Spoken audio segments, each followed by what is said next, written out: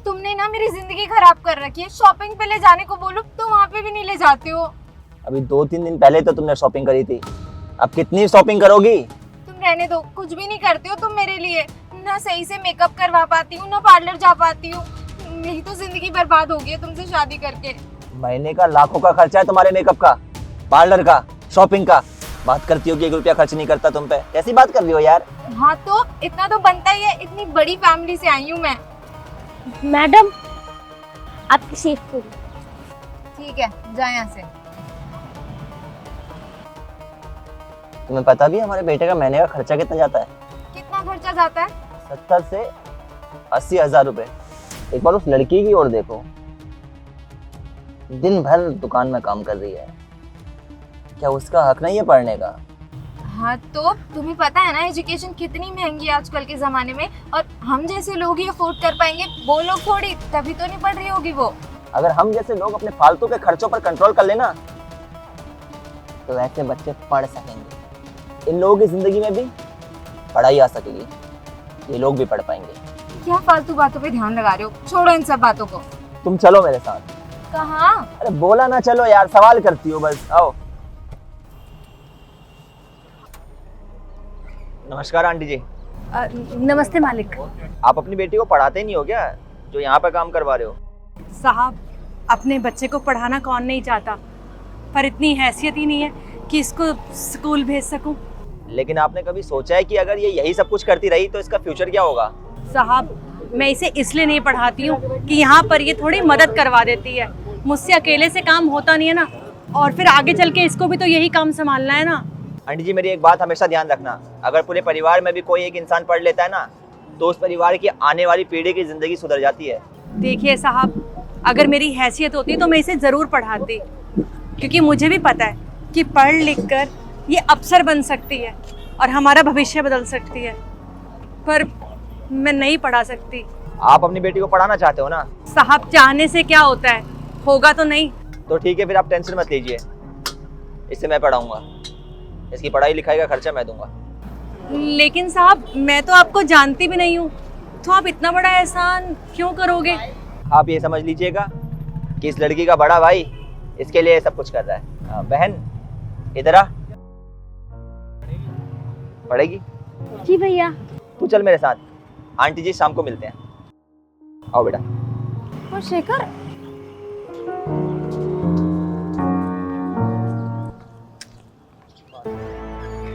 आओ।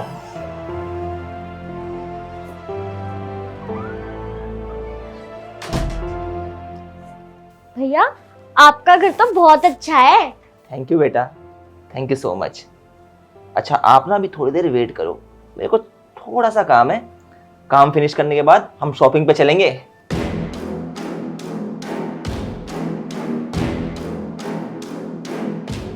अच्छा बेटा, आपको घर अच्छा लगा ना? हाँ बहुत अच्छा लगा मुझे तो। आप एक काम करो, एक बार पूरा घर घुमाओ। ठीक है। शेखर तुम्हारा दिमाग ठीक है क्या? क्या करे जा रही हो तुम? किसी भी इंसान पर पैसे वेस्ट करोगे? अरे अगर हम अपने फालतू खर्चों में से थोड़ी कटौती कर लेंगे तो किसी का भला हो जाएगा, एक इंसान की जिंदगी बदल जाएगी, और तुम्हें पैसे वेस्ट लग रहे हैं। शेखर देखो मेरी बात समझो, मैं तुम्हें सिर्फ इसलिए कह रही हूँ क्योंकि तुम इतनी मेहनत से पैसे कमाते हो, और मैं नहीं चाहती तुम्हारे पैसे ऐसे खर्च हो। प्रियंका, कमाता भी तो मैं हूं ना, मुझे थोड़ा तो अपनी मर्जियां करने दो। ओके फाइन, तुम्हें जो करना है ना तुम वो करो, मैं आज के बाद कुछ नहीं बोलूंगी। जाओ।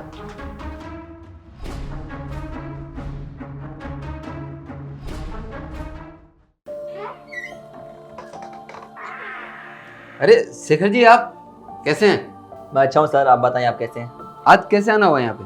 आज एक बार फिर आपसे एक मदद लेने के लिए आया हूँ। अब किसका एडमिशन करवाना है? इस बच्ची का?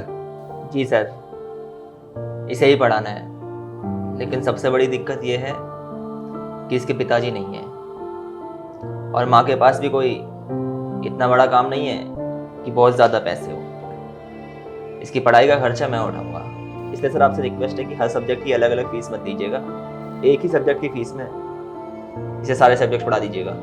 शेखर जी आपको बिल्कुल भी चिंता करने की जरूरत नहीं है। अगर लड़की पढ़ने की इच्छुक है तो मैं फ्री में भी पढ़ाने को तैयार हूँ। थैंक यू सर, आप हमेशा मेरी मदद करते हो।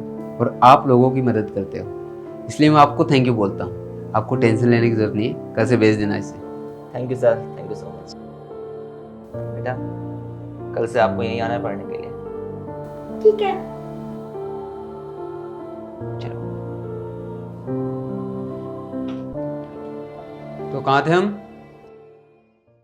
तो बच्चों, आज की क्लास आपकी खत्म होती है, आप लोग जा सकते हैं।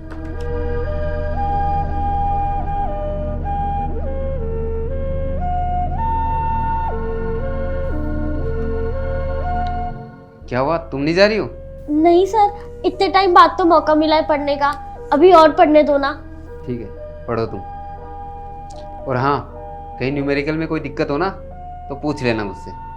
ठीक है sir.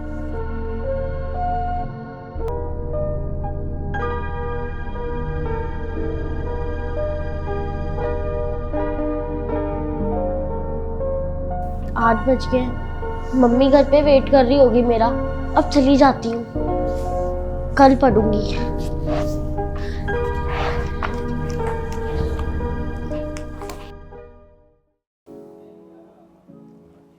Hello. Hello Vikram ji. आपको एक बात बताने के लिए फ़ोन किया था, अगर आप फ्री हो तो बताऊं? हाँ जी बताइए। जिस लड़की का आपने एडमिशन करवाया है वो तो जीनियस है, 8-8 घंटे बैठ के पढ़ती है वो। उसे पढ़ने का बहुत शौक़ है, तो मुझे भरोसा है कि वो आगे जाके बहुत तरक्की करेगी। आपने बिल्कुल सही जगह पैसा लगाया है। मैंने ऐसा बच्चा पहली बार देखा है जिसे इतनी पढ़ने की लगन है। अरे वाह, इसका मतलब मैंने बिल्कुल सही लड़की पे पैसा लगाया है। कृत्या बहुत मेहनती लड़की है, आप उसकी मदद ऐसे ही करते रहिएगा। आप देखना, एक दिन वो हम लोगों का सपना ज़रूर पूरा करेगी। जी ज़रूर, ज़रूर टॉप करेगी। चलिए सर, जल्दी मिलते हैं। ठीक है सर। नमस्ते साहब। नमस्कार। आपने बुलाया था? जी बुलाया मैंने, आइए ना बैठिए।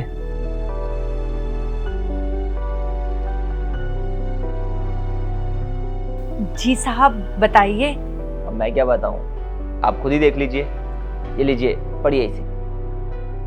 साहब कैसी बात कर रहे हैं, मैं तो अंगूठा छाप हूँ, मैं कैसे पढ़ सकती हूँ इसे? आप ही पढ़ के बता दीजिए ना क्या लिखा है। अरे आप चिंता मत कीजिए, एक काम कीजिए, आप फाइल मुझे दीजिए। देखिए, आप नहीं पढ़ पाए तो कोई बात नहीं, लेकिन अब आपके परिवार में से ही कोई इसे पढ़ेगा, और जब वो इसे पढ़ेगा ना तो ये देखकर आपकी खुशी का कोई ठिकाना नहीं होगा। क्या मतलब साहब, मैं समझी नहीं। अभी समझाता हूँ। कृत्या। जी भैया, आपने बुलाया? मम्मी आप भी आए हो?